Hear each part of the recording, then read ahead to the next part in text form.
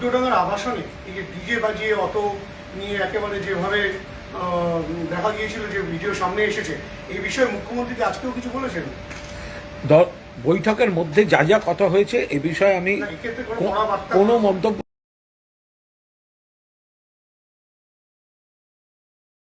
করবো না। এর আগেই উনি কড়া বার্তা দিয়ে দিয়েছিলেন দলকে।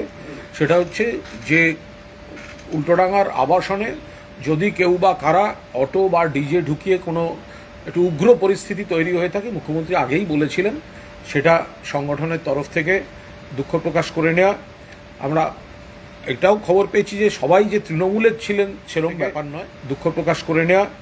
আমরা এটাও খবর পেয়েছি যে সবাই যে তৃণমূলের ছিলেন সেরকম ব্যাপার নয়, এটা দায়টা তৃণমূলের ঘাড়ে চাপিয়ে দেওয়া হয়েছে বা তৃণমূলের ঘাড়ে চলে এসছে।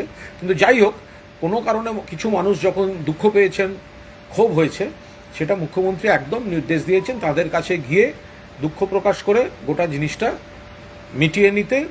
যে হাউজিংটিতে এই ঘটনা ঘটেছিল তাদের যে কমিটি, তাদের এক পদাধিকারীর সঙ্গে আমাদেরও কথা হয়েছে এবং আমরাও তাদের বুঝিয়ে বলেছি যে এটা দল এসব অনুমোদন করে না। মাননীয় মুখ্যমন্ত্রী নিজেই এর তীব্র নিন্দা করেছেন।